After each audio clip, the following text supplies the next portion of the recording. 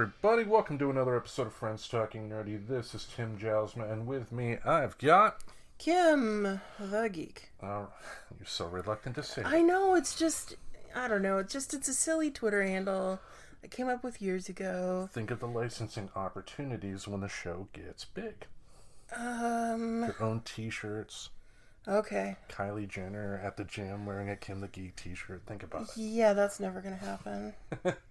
She actually... Wasn't it her or one of those horrible people that wore an NWO shirt? I have no idea. Anyway. I don't follow that stuff. Alright. I follow lots of stuff, but I don't really care about the Kardashians. Yeah, they are awful people. Yep, they give Kim's a bad name. Yeah.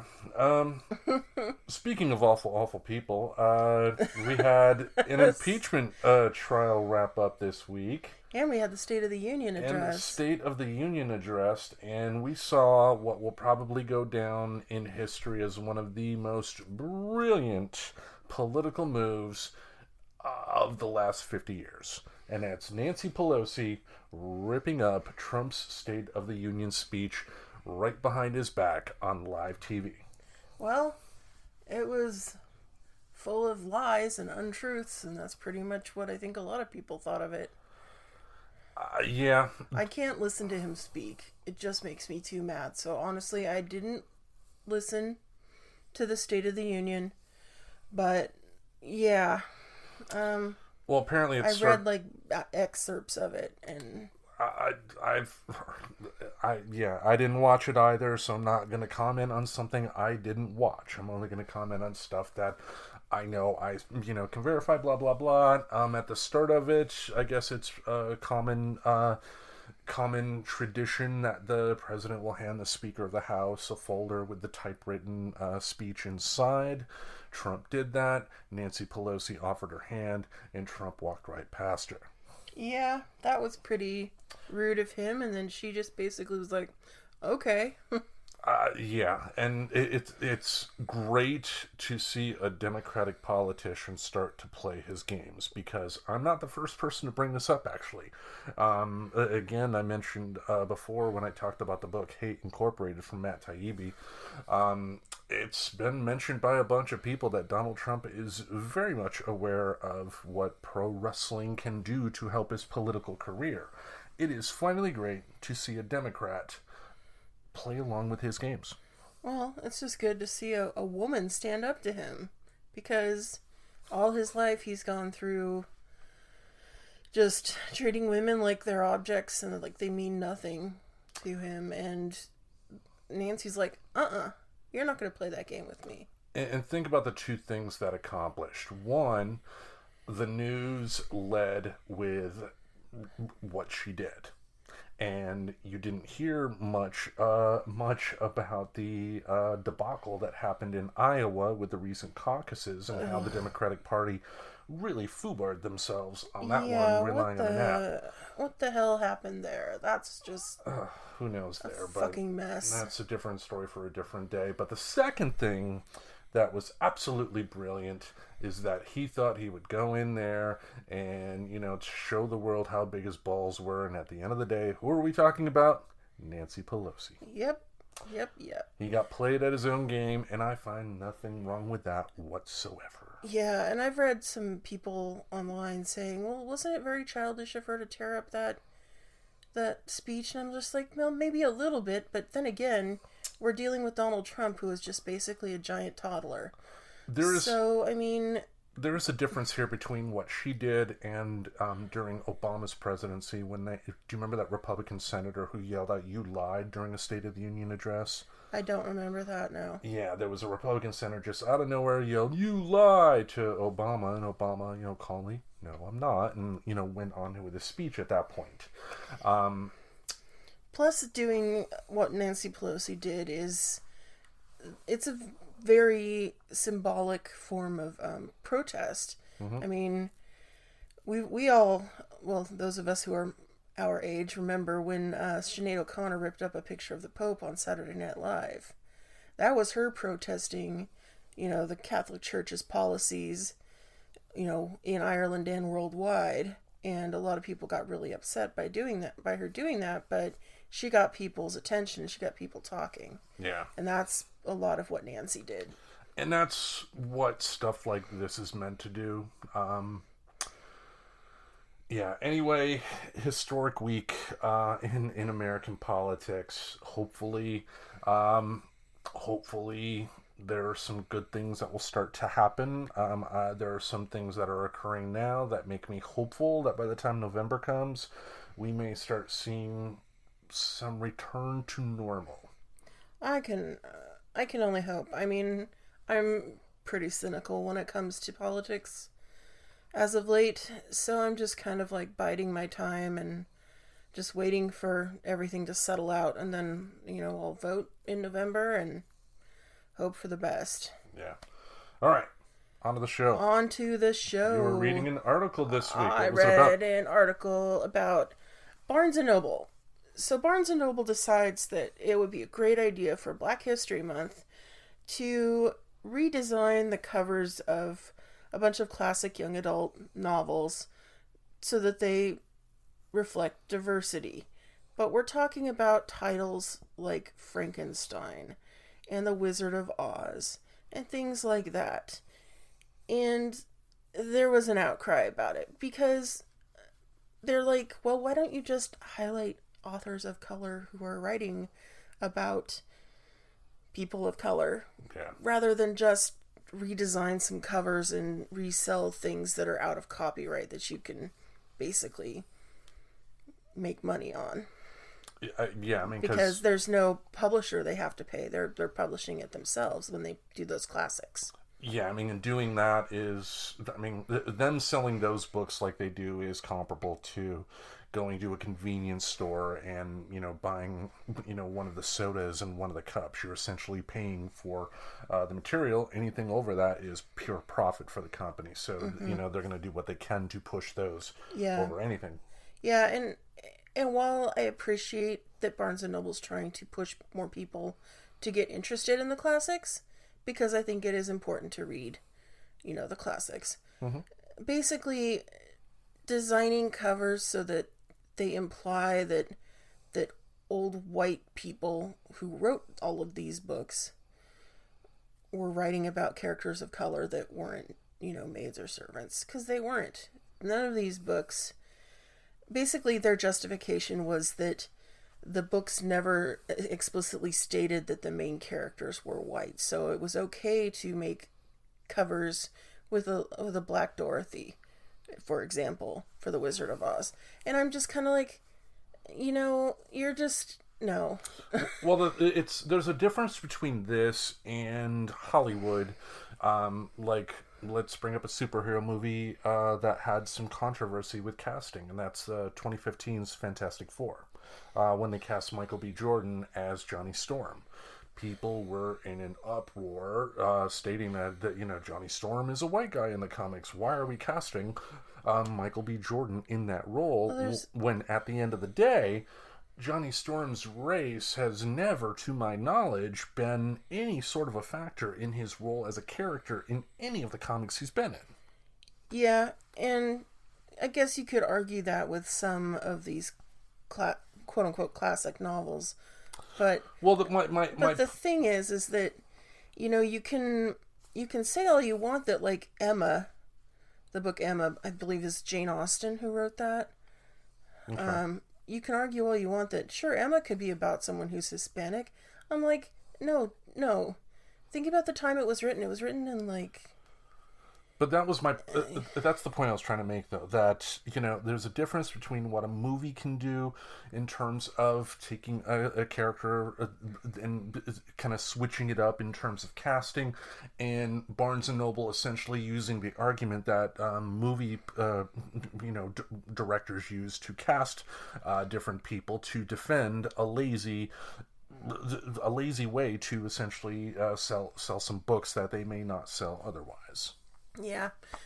And the thing is, too, is that they really don't have much trouble selling these classics, because they usually have them with, like, in the past I've seen all of these books on the shelves at a Barnes & Noble, because I used to go to a book group that was held at a Barnes & Noble, and they'd have all the classics there, and most of them would be illustrated with, like, classic paintings and things like that. Yeah. And they weren't trying to sort of, I don't want to sex them up, basically, to make them more appealing.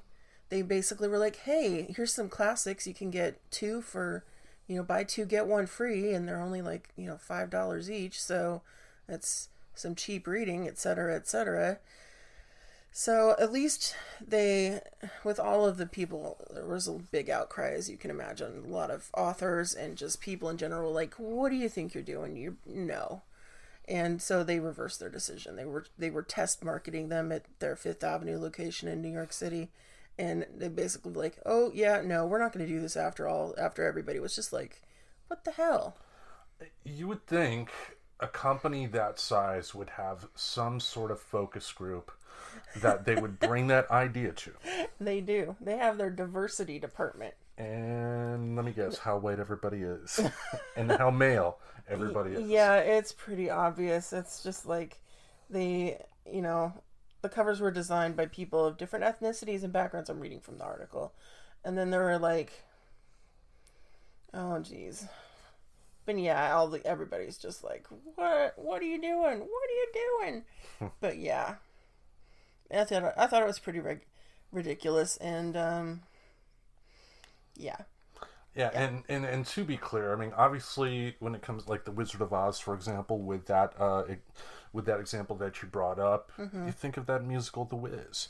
Well, yeah. It has been repurposed. That story has been repurposed to allow African Americans to play that role. And I'll even go further that if they made a remake of The Wizard of Oz today and decided to cast an African American woman as Dorothy, I'm going to have no problem with that. But to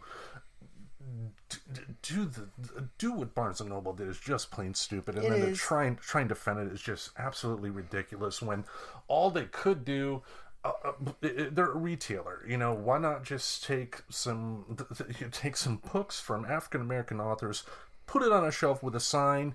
Cost of the sign is probably going to cost you as much as it did to redesign those book covers anyway. And look at that, you're showcasing new authors. And the thing is that they would have been doing that anyway for Black History Month. I don't know why they didn't just like maybe push it a little further, rather than like going, hey, let's take all these classic books by white authors and see if we can sell them during Black History Month with black people on the covers. And they actually showed a picture of the Black Frankenstein, literally a black man as Frankenstein. Doesn't that like push the whole like black man as a monster trope just even further?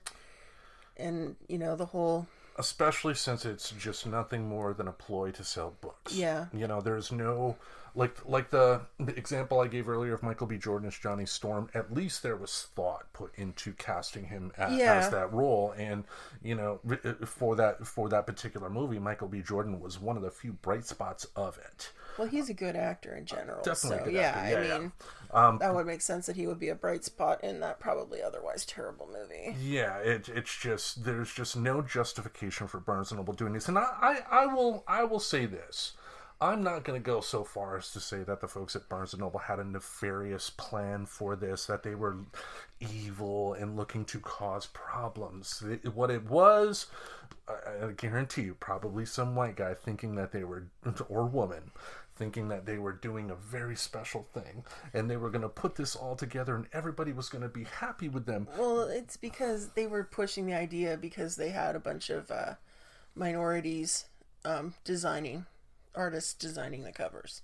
And I'm just kind of like, okay, the idea to get everything together to get those artists, Yeah, maybe if they had just asked them to design the covers rather than putting, black faces on the covers of traditionally white books or what have you, and maybe then do a spotlight on the artists rather than the content of the covers, and ask them to do like interesting typography, or there's all kinds of different ways they could have done this other than like saying, hey, let's reimagine all of the characters.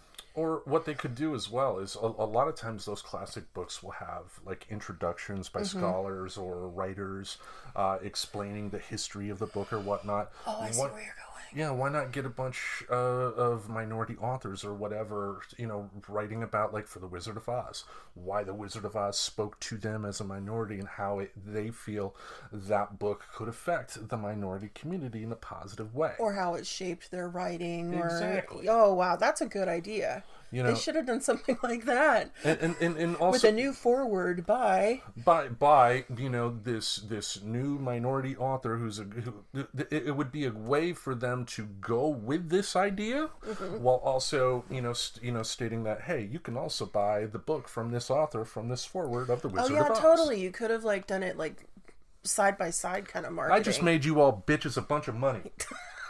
Fuckers. That's a really good idea. Yeah. You should make sure you tag Barnes and Noble. I'm not gonna give them money. Fuck. Well, because then if they use it, then we can sue. Then we can make more money. No, I know. I'm just kidding. Idea, but I know, but I think it's a really good idea, honey. They should. Well, hey. Mark this down. My one good idea for the year. You have lots of good ideas. You know you do. Yeah.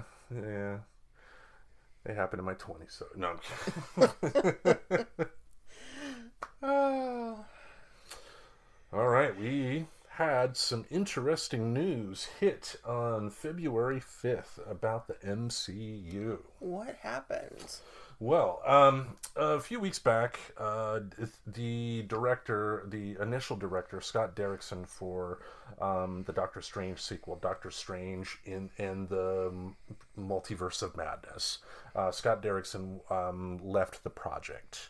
And there was no explanation apart from creative differences. Everybody said good things about each other, but, that's what happens when somebody essentially gets fired in Hollywood.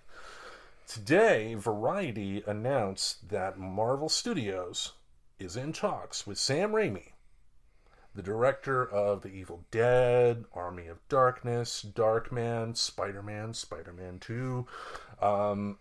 They're in talks with Sam Raimi to direct Doctor Strange and the Multiverse of Madness. I really hope this happens.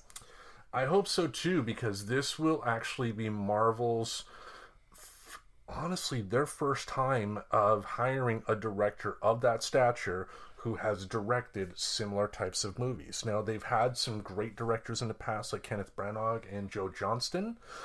Both of those guys have not had the hits or worked consistently with a big budget type of special effects movie that Sam Raimi has with the Spider-Man movies. Now, I'm really excited too, because at San Diego Comic-Con this year, when they were announcing the new movies coming out, they did mention that they want Doctor Strange 2 to kind of go in a horror bent. They want it to be Marvel's first horror movie, and who better than the guy who brought us The Evil Dead? I mean, yeah, it could go so many interesting directions, and Benedict Cumberbatch at the head of it all.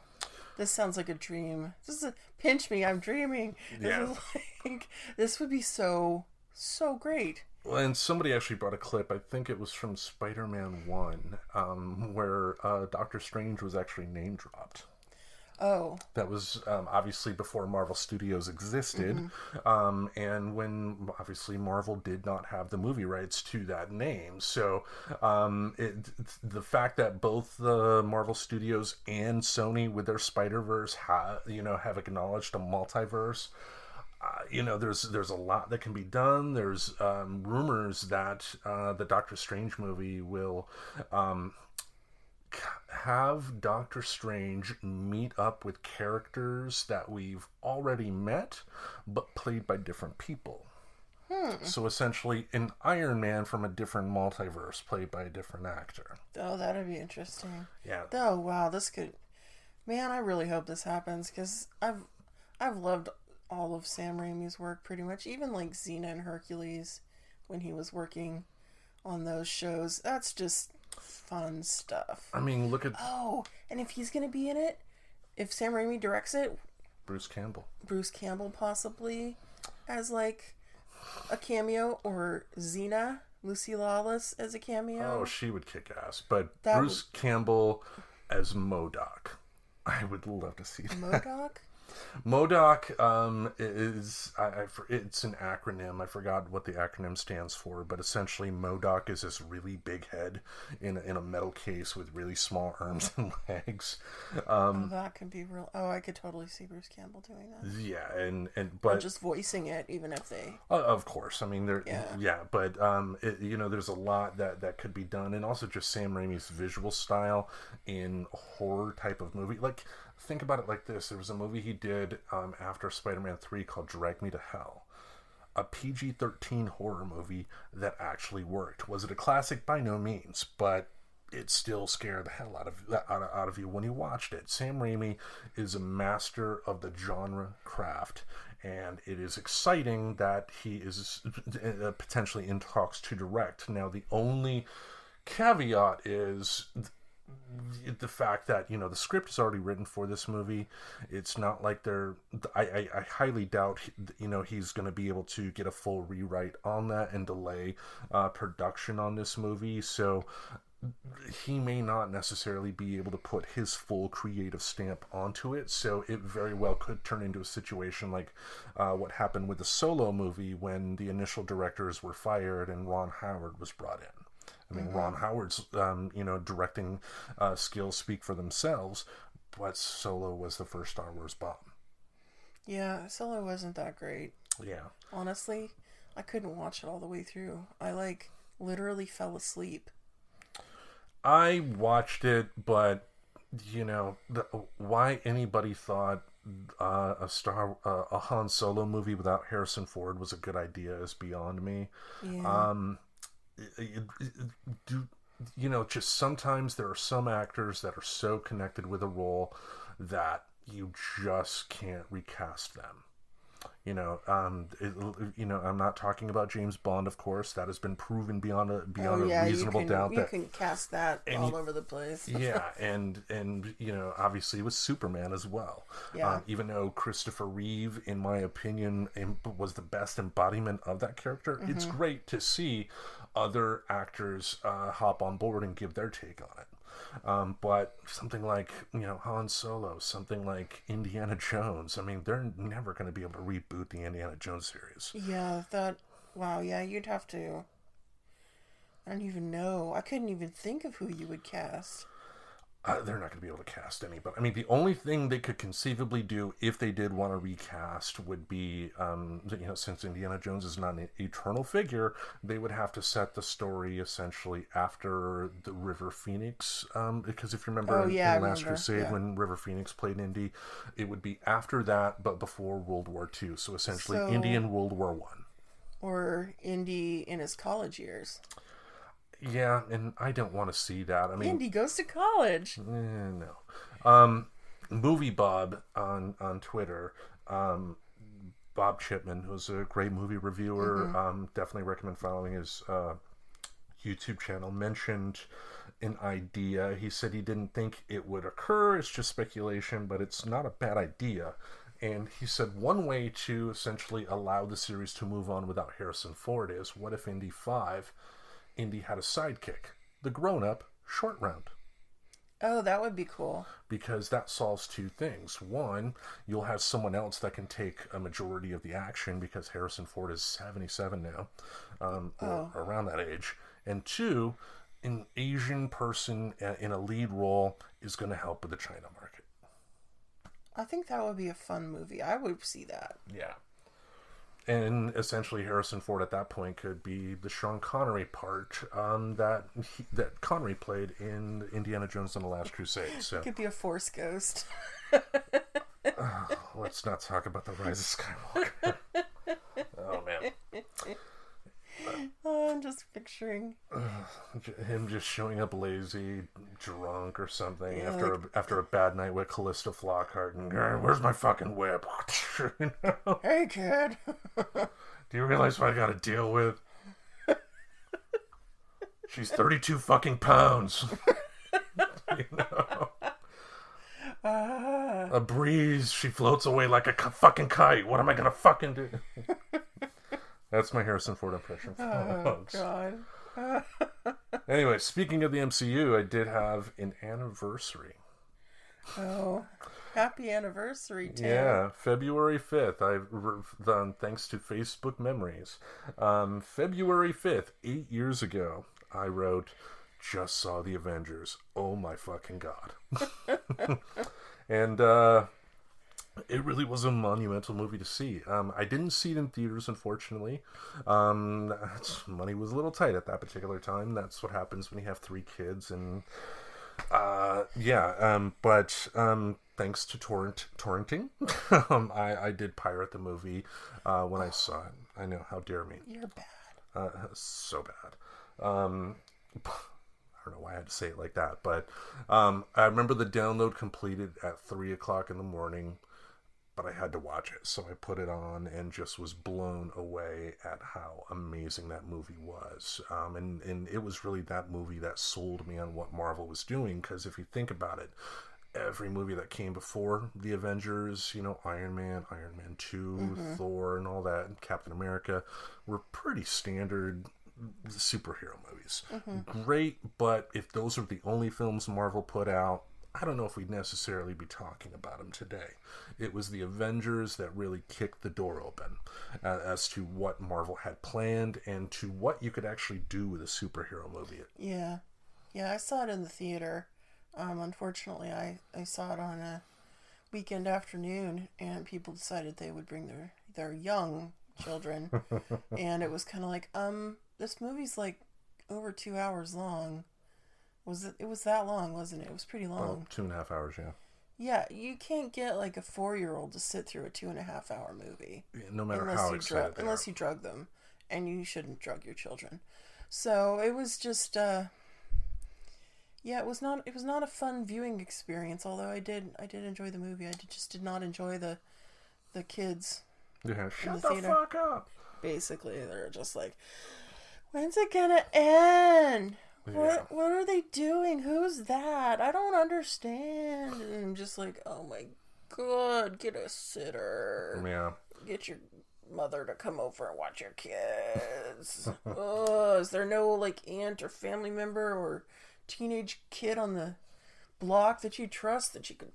I can't stand it when people bring children that are too young for the movie and then they ruin my experience by whining all the way through it. That was my experience of the Avengers, which is why I ended up seeing it twice in the theater. Yeah. Then I went like on a Sunday night and there were no children. Well, I mean, for me, obviously the big thing is the reveal at the end. I remember when I first saw it, and the first post-credit scene, back in space, and when the creature knelt down and said the lines, to fight the humans is to court death, and I'm like, oh no, they're not going to do it. They're not going to do it. Then you see the hand, and then you see Thanos for the first time, and I'm like, oh my god. I mean, because I'd read the Infinity Gauntlet, and thinking that they had the balls to do the Infinity Gauntlet movie. I mean, that right there kept me excited all the way until this past year when Avengers Endgame came out. I mean, just the fact that they were able to accomplish.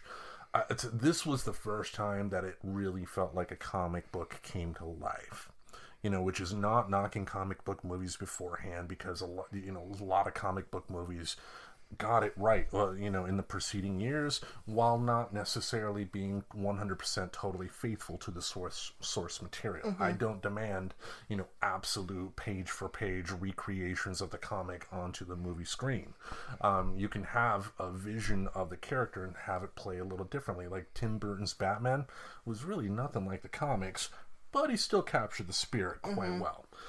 But just that iconic shot of the camera going around with the Avengers, are finally together as a team. Oh my god, I cried.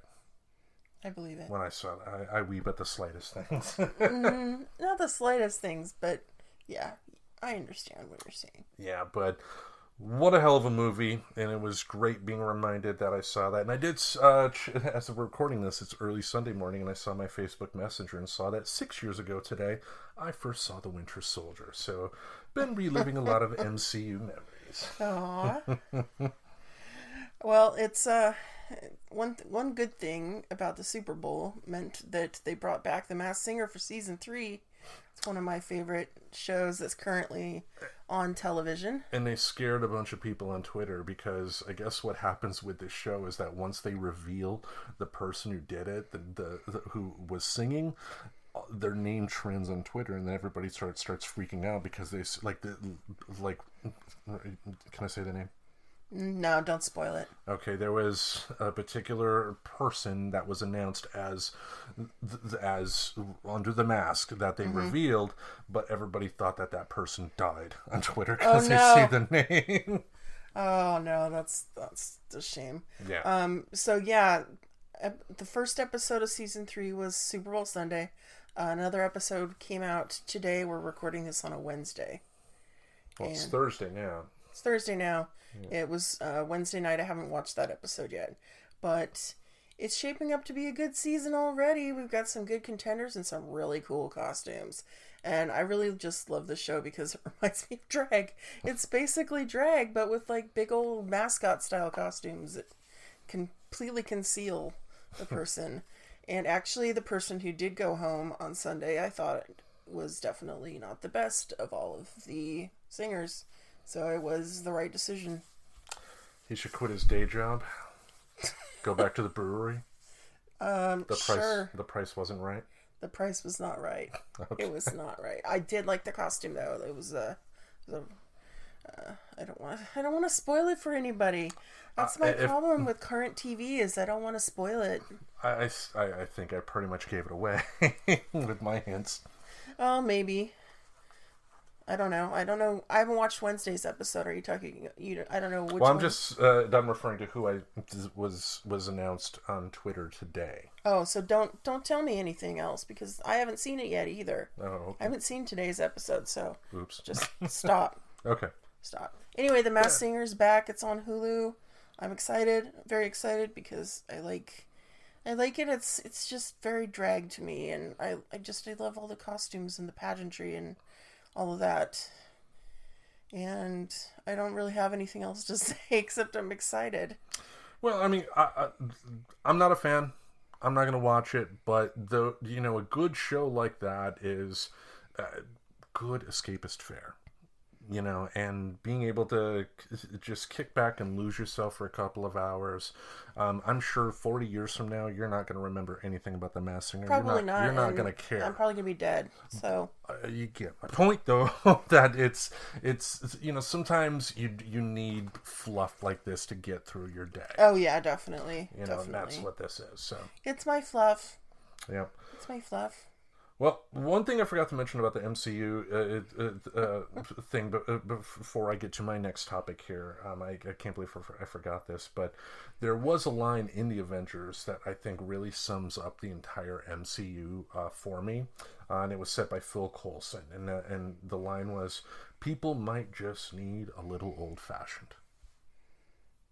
And to me, what that speaks to is how, and I've mentioned it on the show before too, that I think the reason why these movies resonate for people is that they want a return to when the good guys were good guys and the bad guys were bad guys. Where it was really clear and there weren't so many gray areas. Yeah, I mean, because, turning on the news today, even when people like Mitt Romney does something good, you still have people that are tearing him a new one for making the right decision. Even people that, wanted him to make that decision are still ripping him that new one instead of just, saying the respectful thing of, I don't disagree with your policies. If I had a chance to vote for you, I would not vote for you, but I agree with this. Good job. Anyway. Everything's just gray. Yeah. Well, one thing that is not gray, as we mentioned, is fluff. Fluff TVs. Fluff. Sometimes you need those shows that are just on in the background that you don't necessarily pay 100% attention to, but are still entertaining. One of those shows I liked back in the day, I haven't seen it in years, but still remember a lot of good things about it, was Inside the Actors Studio.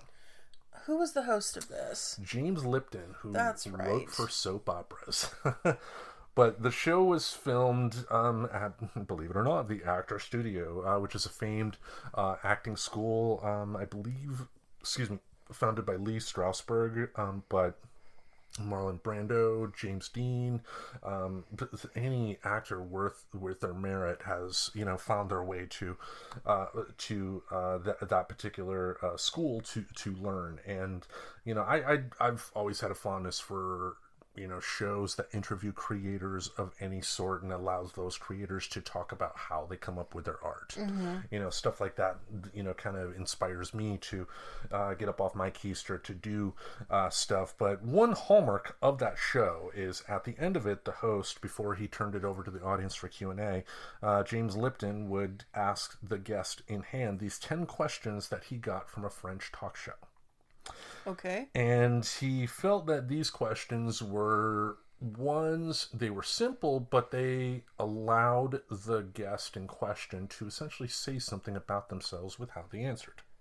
So I thought, why don't I ask you those questions? Okay. I'll put you in the hot seat. Oh, no. All right. So, in my best game show voice, question number 1. What is your favorite word? Oh, jeez. I don't know if I have a favorite word. Like, just a word in general? Just up to you. I mean, it's open to interpretation. Now, obviously something like the, you may use the word the more than any other word, but that's not necessarily going to be your favorite, but there must be one that you like. I like the word fuck. Damn right. It's got power and it's got strength behind it, but I mean, I'm just like trying to think of like any word, and that's the one that pops into my head. So okay, all right. Question 2: what is your least favorite word? I have a couple friends who would be able to answer this immediately with the word moist. I don't know. Some people just really can't stand that word. Me, doesn't really bother me.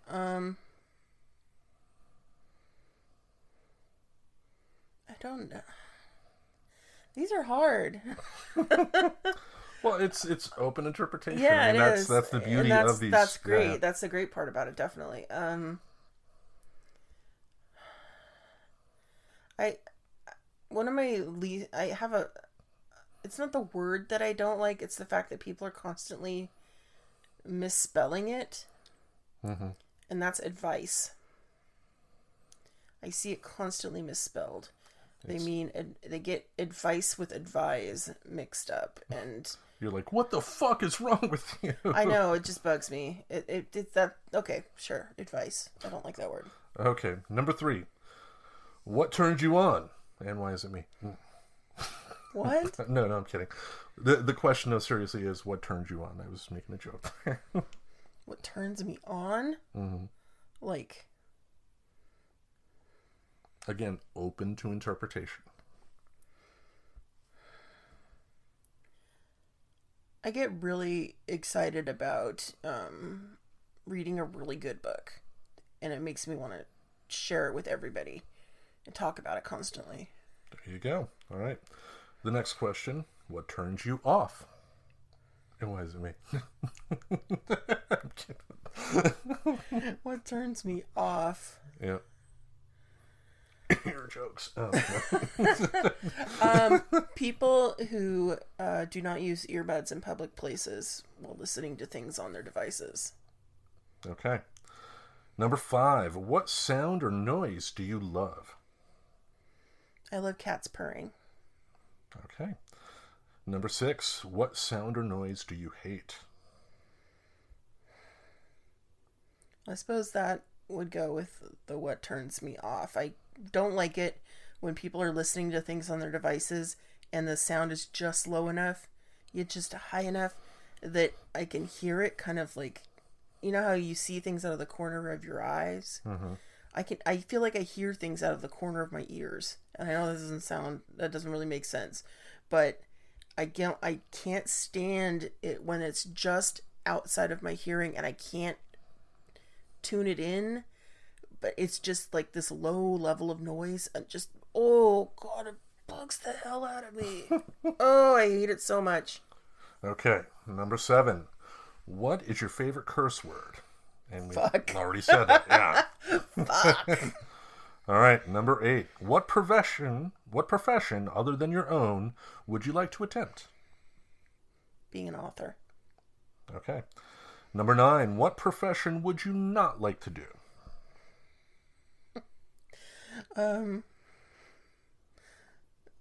One of those people who has to like go down into the sewers and clean them. I don't want to do that. The ones who have to like unclog like the sewer drains with those big old clumps of like the wipes. You've heard about those? Those gigantic icebergs of wipes. Adam Ruins Everything, and yeah, I don't want to be one of those people. No, thank you. Yeah. All right, number 10, the final question. If heaven exists, what would you like to hear God say when you arrive at the pearly gates? Yo, Kim, what's up? I don't know. I don't really know. God is Fab Five Freddy? No, I don't really believe in a God. I believe in like another, other planes of existence in terms of like not really heaven and hell, but I don't know, basically like if there's a God, I hope the God or goddess or whoever, they probably transcend gender. I hope they're friendly. And they're just like, hey, how's it going? It's good to see you. Maybe they have both. Yeah. Who knows? I think probably God transcends gender. Yeah. All right. Our album review of the week. Album of the week. It is my choice this week, and based on the recent inductees, or lack thereof, this year into the Rock and Roll Hall of Fame, I wanted to take one of our shows here to spotlight an album showcasing one of the artists that did not get in that I feel should be in. As usual, we're going to give our honest opinions of this album track by track. We're going to love some tracks. We're going to hate some tracks. Yep. We're giving you our honest opinion. At the end of the day, we encourage you to, at the very least, check out these albums. Whether it's legendary artists or like we did when we focused on Tijuana Sweetheart with Under the Gun. Yep. If it's an artist that folks have not heard of, we are doing this essentially to spread the word about our love for music. So these are going to be honest reviews. This week we are talking about British Steel from Judas Priest. Judas Priest. Now, having heard it, yes, what are your initial thoughts? First I want to preface this with saying I haven't really heard a lot of Judas Priest. Mm-hmm. Heard a few songs. I'd heard like Breaking the Law, of course. I heard Painkiller because that was in one of the Rock Band or Guitar Hero games, and a couple of other songs that were on this album I've heard before. Mm-hmm. What was the one I was thinking of? Living After Midnight, I'd heard that one before, and I had heard Rapid Fire before. But overall, I can tell that they're in the same, I don't want to say genre, but the same sort of generation as AC/DC. I could hear that sort of, it's that sort of just straightforward kind of driving rock. Yeah. And, overall, it's good stuff. Oh, yeah. It's good stuff. I hadn't really heard a ton of it before. Yeah, this and the album beforehand, Hellbent for Leather, was essentially their burst of, this is when they finally crystallized into the band that we know today. Because when they first started out, they're very open about the fact that their main influences were bands like Deep Purple and Led Zeppelin. And if you see concert footage of them before Hellbent for Leather or British Steel, they're essentially look like hippies, and really they are. Rob Halford had super long hair, was wearing bell bottoms and everything. And now Rob Halford, for folks that aren't aware, in the late '90s, came out as essentially heavy metal's first gay icon. And does Freddie Mercury count as a heavy metal icon, or is he just a rock icon? Rock icon. Okay. Yeah. Now, one thing that Rob Halford did to essentially express himself was introduce leather to the croup. The common leather outfits that you see associated with heavy metal bands were started when Rob Halford went into a sex club and bought some leather and started wearing it on stage. Did he do that in the late 70s, early 80s? Yep. Okay. Because if he's thinking he did that in the 90s and started the whole trend, No. Because that's when he came out. That's when he came out, but he was doing the leather thing way before that. Yeah, I mean, now he commented that he felt at times like he was part of the Village People, but fans watching Judas Priest, whether it's any of their videos on MTV or if they got a chance to see them live, I mean, testosterone's in the air. It's just in your face. It's not subtle. It's this type of music is meant to get you out of your seat, just flailing about, throwing your fists in the air, and having fun. But British Steel was one of their classic albums. So let's go through the tracks here. All right, track 1. Yeah, so, I don't want to ramble on anymore because apparently my tongue is not working. Track number 1, Rapid Fire. Rapid Fire. I like this track. It's a good way to start it. It starts strong because it was just boom right in there, and I enjoyed the first track for sure. Yeah, I definitely loved it. Great way to open things. It's not the absolute best song on the album, but I think it's in the top 3 of the album. Honestly. Yeah. I mean, it's like I was gonna say, it's not the best, but it's up there. The notes I had that it chugs along like a motorcycle. The drums are insistent. It's bound to raise your blood pressure too, because it's like and just the drums are all over the place. Did my criticism, what kind of keeps it a little lower on my list is that I think the song did go a little too long. I think if they shaved a minute off of the song, it's about a 4-minute song. If it was about a 3-minute song, for me, it would be higher up on my list. No, I think the song was just right for the length. The problem with this song is that it set my expectations way too high for the rest of the album. Because I really liked this first song, and I was just like, well, if the rest of the album's like this, I'm gonna really enjoy this. And unfortunately, the rest of the album, some of it lived up to the hype of the first song, but not all of it did, and I was actually somewhat disappointed.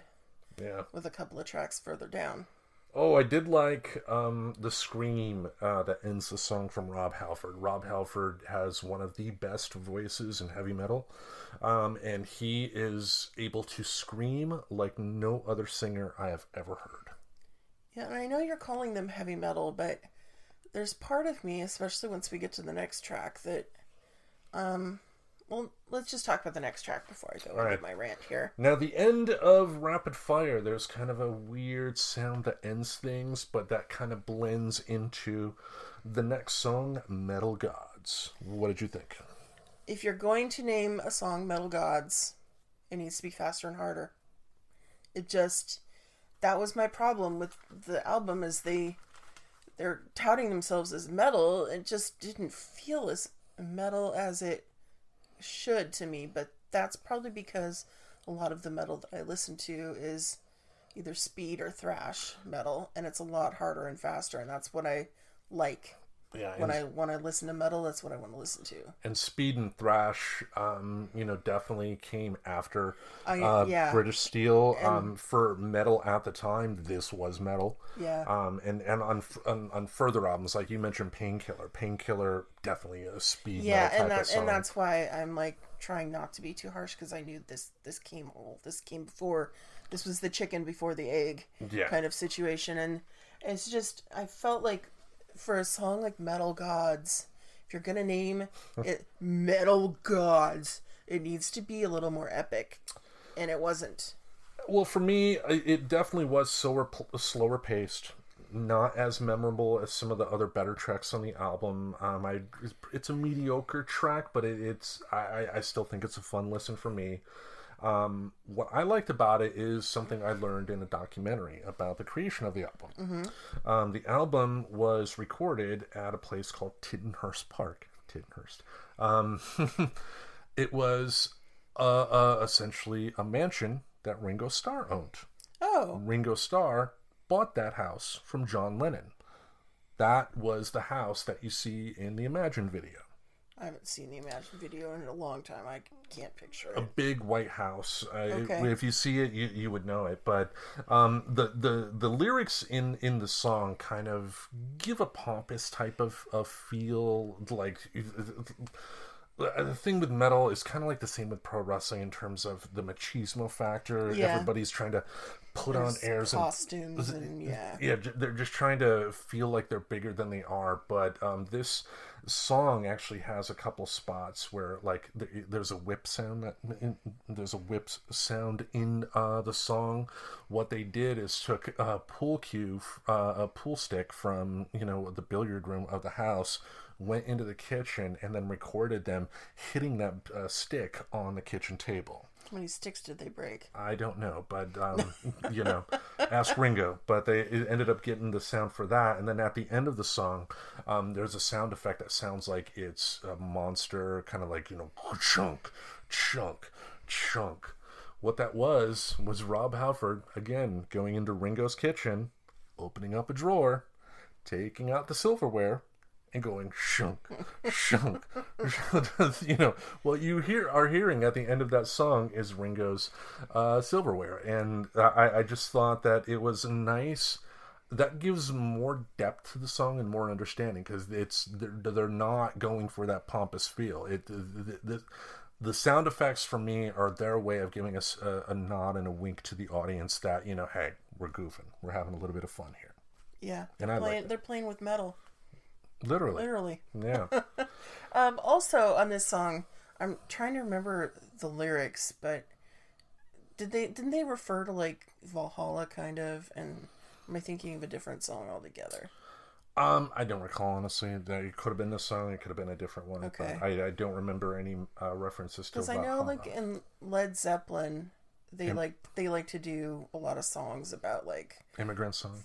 Immigrant song, and then there's the songs that they did that were about Lord of the Rings, that sort of thing.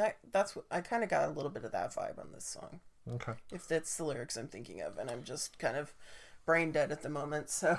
and again, remember, I mean, they are very open about the fact that Led Zeppelin was one of their influences, and why wouldn't they be? Yeah, no kidding. All right, the next track, a classic. Why am I always fucking hiccuping on this goddamn show? Every episode. Anyway, a classic. Breaking the Law. Breaking the Law. What are your thoughts? It's a classic. I mean, you can't really go wrong with it, and it's basically talking about how they're traveling around and they're running from the law, and there you go. Yeah. I mean, it's a classic song. You can't really say much more than that. Everybody has heard this more than likely, and yeah. This song right here should have got them entrance into the Rock and Roll Hall of Fame years ago. Just because, as you mentioned, everybody knows this song. Yeah. This song. If anything, from Beavis and Butthead. That definitely helped. I mean, yeah. It has one of the most memorable riffs. Everybody knows that riff. Mm-hmm. Whether you like Judas Priest or not, you are aware of their impact because of this song. I wrote in my notes. Really, the only criticism you could really throw at this song is that it's played too much. Yeah, and that's no fault of theirs. It's still a good song. It's still. It's just like when we were talking about Abbey Road. Mm-hmm. I was just like, I can't say it's a bad song because it's not a bad song. Yeah, I mean the lyrics. Heard it a lot. Is all. Yeah, I mean the lyrics are great. Rob Halford gives an amazing performance, and how could I say anything bad about a song that has a car chase for a guitar solo? I know, seriously. And the video is a campy masterpiece. I mean, they show up at a bank. Rob Halford bends bars with his bare hands, and they steal their own gold record, and then they go on the run from the police. That sounds awesome. I haven't seen it, so yeah. All right, the next song, Grinder. It's kind of forgettable. I mean, it's an okay song, but I just was kind of like, I don't know. I heard the title and I was thinking that there was going to be maybe like drill sounds and stuff. Instead, it made me think about sandwiches. Because I thought of like, haven't you heard of the grinder sandwiches? Yeah. I was just like, they're talking about a grinder, and I think they were talking about like shredded meat in the lyrics at some point. Yeah. And so that just made me think about sandwiches. Me, the note I put was, I don't know if this song influenced the name of the dating app. I don't think it did. Yeah, but I agree. One of the weak songs on the album, while the music itself was fine, for me it was the lyrics that really brought me down. I just didn't really care about this song. Okay, yeah, literally, grinder looking for meat. Grinder wants you to eat. That's like the chorus. Of course, I was thinking about sandwiches. Well, and you got to remember too. I mean, even though Rob Halford came out in the late '90s, he was still very much a gay man at this particular time. Oh, yeah, so and lyrics like that. yeah, I mean, you could be thinking about dick, or you could be thinking about sandwiches, or both. or both. Have a sandwich, get some dick, or vice versa. Put bread on the. I don't know. That doesn't appeal to me. I want to do one or the other. I don't want to mix the two. Okay.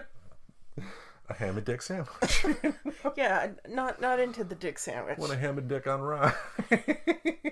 No, I don't. Do you want the special sauce? Oh, all right, enough of this. Sandwiches. Yeah, let's go to the next one. United. Ugh. What'd you think? Ugh. I mean, this was made obviously before September 11th, but this sounds like a September 11th anthem. And it was just so like overblown. It just was just, oh, no. No. The note I put is that this is their "We Will Rock You." Now, no, you got to hear me out. To me, I'm not in any way saying that this song is as good as "We Will Rock You." What I'm talking about is that this is their song that they use for audience participation at their concerts.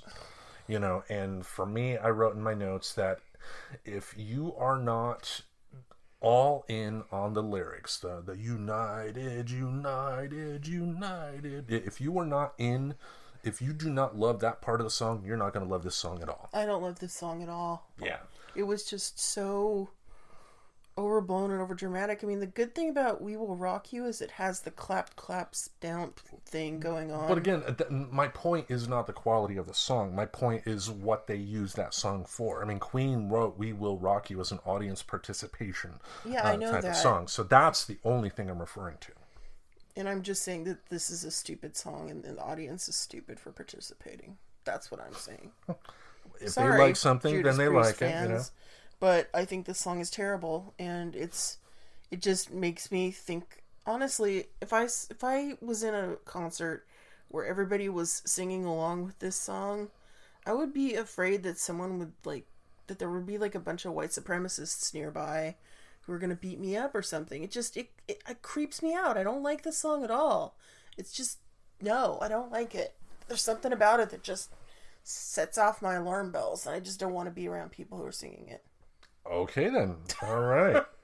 Sorry, it's just there's something about this song that set off a visceral reaction in me that just made me want to shut it off. And literally, when I was trying, because I like to listen to the album like 3 to 5 times, and on the third listen, I was like, no, just skip the song. I don't want to hear any of it.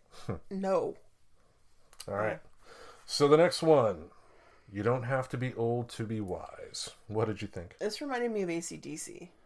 There was something about it that sounded kind of like, oh gosh, what's the song by AC/DC? And I'm not a big fan of AC/DC. I think they're kind of overrated. So, I don't remember what song I was thinking of, but it reminded me of AC/DC, which isn't necessarily bad because the lyrics and everything on this, I think, were speaking to me because it's true. You don't have to be old to be wise. You know, you go through some shit and it makes you wiser. And you go through a lot of shit when you're in your late teens, early 20s, and then you come out the other end wiser. I get it. I mean, to me, I mean, my notes for it, I said it felt like someone was trying to make their own Judas Priest song without ever having heard the band. I would say for me that this is the worst song on the album. Just the title alone just feels pretentious, and it feels like it's going to be deep if you're 20 years old. If you're 40 or older, it just sounds stupid. I mean, Yeah. I get it, and I agree that I've met a lot of young folks that, and when I was young, I met folks of a similar age when I was young that were definitely wise as hell. But still, it just was corny, hokey. This song lost me. Yeah, it was a little corny and hokey, but it was better than United. I disagree on that. Okay. All right. Well, we disagree on a lot Yeah. of things, so it's okay. And again, for folks that may be new to the show, when we give our criticisms, think of it like Siskel and Ebert. They argued all the time and disagreed on things all the time, but we're giving a respectful back and forth here, and that's what we want. And we still like each other at the end. We'll see. No. All right, next song. Another classic, Living After Midnight. I like this song. Maybe because I'm a night owl, so I was like, oh, I kind of identify with at least the title. Because I do live after midnight all the time, doing it right now. Yep. For me, I put that this song is essentially the birth of pop metal. Judas Priest was one of the first metal bands that essentially understood the power of what pop music could do, and understood, going forward. I mean, they had stuff like "You've Got Another Thing Coming," simple songs, simple hooks that get you brought in, but it allowed their music to be listened to by a much bigger audience than may have listened to it without it. Yeah, and that's probably some of the Queen influence coming through too, because Queen understood that as well. Yeah, I mean, another note I put, and we can thank Karen for this today. It's the intelligent version of Rock and Roll All Night. Ah, yeah. It's we have a mutual friend of the show, Karen. Hi, Karen. Hi, Karen. She was called me a boomer jerk. You're not even close to a boomer. Yeah, she wanted. What does that make me then? Talk to her. She's the one who called me a boomer. I mean, I didn't do it. But no, she put a meme up about, like Kiss sucks and try and convince me. And I'm like, I felt attacked. And I was attacked. But that's what made me think of that. But again, this is another one that it's the same critique I had with Breaking the Law. That really, the only real criticism that you can have is that it's played too much. It makes it, if something is played all the time, you don't necessarily take the time to appreciate just how good it is. And this song is one that, if you're traveling down the highway at 70 miles an hour and you got this song cranked, you're going to have a good time. Yeah, this is definitely a driving song. I would agree with that for sure. But yeah, I like the song too. It's up there for me. Whether Karen likes it or not. Karen. Karen has a point though. Kiss has their issues. They do. I'll be the first to admit that. They're on my list of overrated bands. They're not even good. They had a couple. The first few albums, they had enough to have a killer 2-disc greatest hits album. That's about right. Yeah. And they put on a great show. I've seen them live with the makeup and all that. It's fun. You're gonna have a good time. But as artists, they suck, and their legacy is that they flushed it all away for a quick dollar. I don't know if they would say they flushed it all away for a quick dollar. I would say that they just they oversaturated the market. Kiss condoms, kiss coffins. No, kiss condoms are something more people should be using. But I don't want Gene Simmons. Well, yeah, of course. I just don't want Gene Simmons' face on a condom wrapper when I'm trying to be in the mood. If you get my drift, I don't need to see that. Yeah, I can understand that. I mean, would you want a Billy Joel condom? Well, I don't have to put it on, so. I wouldn't want a Billy Joel that's kind of, I can't even, just... Still rock and roll. No. Okay. Look at the Uptown Girl brand. Well, there you go. If you had like pictures of Christy Brinkley on the condoms, how would that make you feel?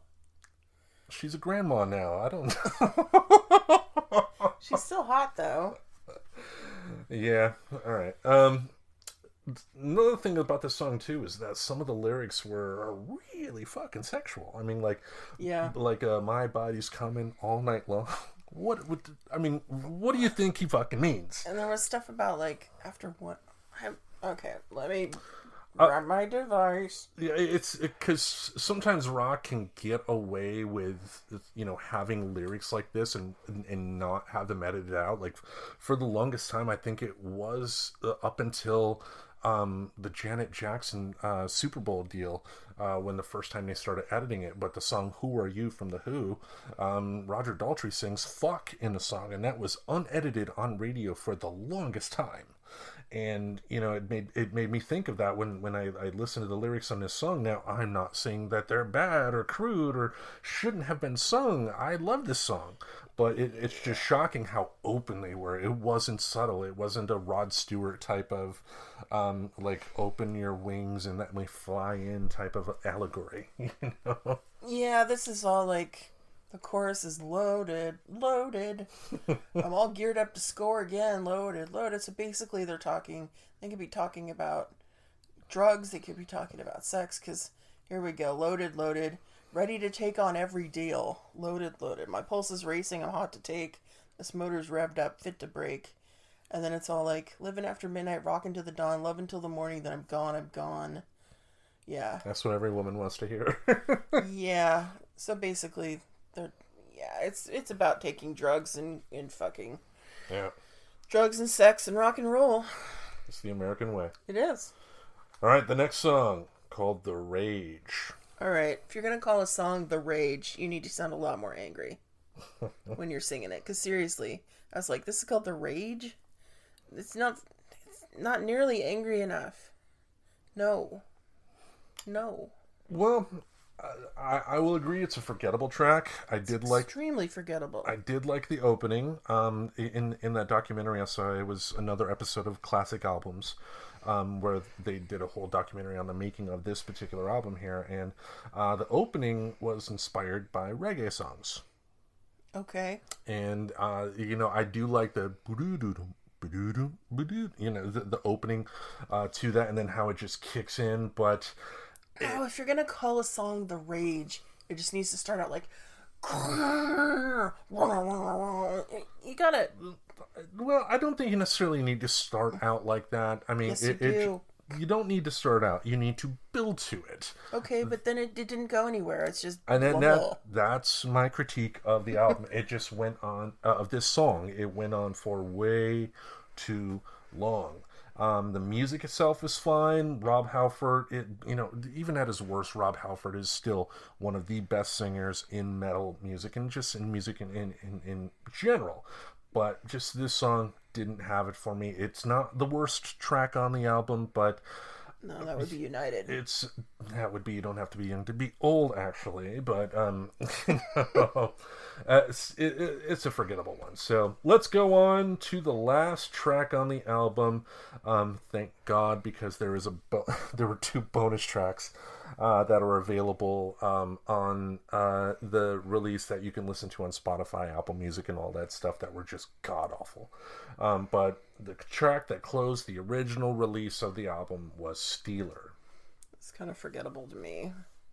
I honestly can't even think of what it sounded like at this point. Mm-hmm. There's just nothing going on there for me. I agree that the song is not the best thing in the world. I think the lyrics kind of took me out of it. It just, Halford's delivery of the lyrics just were not the best, but as far as the music itself goes, it was a nice way to kind of end things. I mean, the guitar work, not enough can be said for what what Judas Priest does with their guitar work. I mean, they have two lead guitar players. They're not necessarily playing the same thing together at all times. You know, they have this kind of interweaving type of playing style, which can really lead to some great things. But you know, I could see them using this song as like the second to last song in a concert before they go to their one show closing monster that gets the audience up and cheering. Yeah. You know. Yeah, and I guess that would be a good point to play something kind of forgettable in blocks. The audience is probably like, yeah, I think we need to get going pretty soon. We gotta relieve the sitter, and I need to use the bathroom. And you know how you start to get to the end of a concert, and you're just like, yeah, I've been standing for a while now. Yeah. If it's not a seated concert, which I went to many a standing concert in my days. My younger years, I should say. But yeah, it's forgettable. It's just kind of there. But yeah, and don't even bother with that bonus track. One of the bonus tracks is a live version of Grinder, and it's pretty meh. Forgettable. And then the other bonus track was called Red, White, and Blue. Red, White, and Blue. And oh my god, if you didn't like United, you're not going to like this one either. You know, because for a brief second, it had been a long time since I listened to this album, and I forgot that the last two tracks were not on the album. So for a second, that I thought that if we were going to talk about Red, White, and Blue, I was going to try my best to absolutely convince you that I thought that this was an inspirational, great song, just to see what your reaction would be. But I realized I'm not that good of an actor. You know? Oh yeah, I would have totally picked up on you and like. Trying to. Yeah. I would basically be like, are you being serious? You being serious right now? You talking to me? You talking to me? But anyway, Judas Priest, British Steel. It's a classic. It's a classic. And yeah, they deserve to be in the Rock and Roll Hall of Fame. You know, the fact that they're not is a crime. When someone like Whitney Houston gets in over them in Motorhead, that's a crime. And again, I'm not knocking Whitney Houston at all. I'm not a fan of her work, but you know, her legacy in popular music speaks for itself. She's just not a rock artist. She should not get in over two icons of heavy metal music. Three if you include Thin Lizzy. But anyway, next week we are going to continue the rock and roll theme because I want to leave the poll up for a little bit longer. I put up a poll with some female artists to have people vote on for a choice for another show. So you don't want the Spice Girls to win. No, I do. I don't mind if the Spice Girls won. If I minded, I wouldn't have put them in the list. I'm joking. But yeah, it's on our Facebook page, our Friends Talking Nerdy Facebook page. So if you'd like to vote, please do. And my pick for next week will be, drumroll please, as he beats his chest, like Planet of the Apes. It's going to be Jane's Addiction. The album will be Nothing's Shocking, which is their second album. Any tracks I would be aware of? No. So Ben Caught Stealing's not on this? No, that's on their third album. Okay. This is their second album. I think it's superior to their third album. I really enjoyed this album. It was one of the defining moments of my high school years. And motherfucker. Tim's having device issues. It's okay. So yeah, we'll be discussing that next week. And do you have anything else to say, Tim? Nah. I mean, we're getting real close to episode 100. Wow. 100 episodes. Yeah. That's insane. The fact that I was able to pull it off, yeah, especially with the hiatus that we went on. I mean, we should have reached our 100th episode a long time ago, but the fact that we're doing it at all is amazing. The fact that we got people... and again, we don't have the biggest audience in the world, but that is not any sort of indication on the quality of the show, because I think we put out a good product. Could it be better in some ways? Of course. But, you know, I think that's true of pretty much every podcast. Oh, of course, yeah. And it's just the fact that, you know, we're coming along, and my brand of silliness is somehow attracting people. Even a small audience that we got is definitely nice. Yes. So thank you for listening. Yep. We appreciate you. Tell your friends. Subscribe to the show. We're on Apple, whatever they call it now. They did away with iTunes. Apple Podcasts, Google Play Music, Spotify. You can find us on iHeartRadio. Essentially any big podcasting app, you're going to be able to find us. If you can't find us on a particular app of choice, let us know. You can find us at Twitter at FTNerdy and at Kim the Geek. You can find us on Instagram at FTNerdy666. And as well, you can find our Facebook page. It's a group, not a full page, but just do a search for Friends Talking Nerdy and you'll find us. We try to update it at least once a day. Sometimes we don't do the once a day deal, but we try to add some content to hopefully stir some talk about whatever is causing us interest at any particular time. So, okay, sounds great. All right, so with that, another episode's in the books. We thank you all for listening, and remember, it's such a good feeling to know you're alive. It's such a happy feeling. You're growing inside, and when you wake up, ready to say, I think I'll make a snappy new day. It's such a good feeling, a very good feeling, the feeling you know that I'll be back when the day is new, and I'll have more ideas for you, and you'll have things you'll want to talk about. I will too. You always make each day such a special day. You know how? By just your being you. Only one person in the whole world like you. That's you yourself. I'll be back next time. Bye-bye.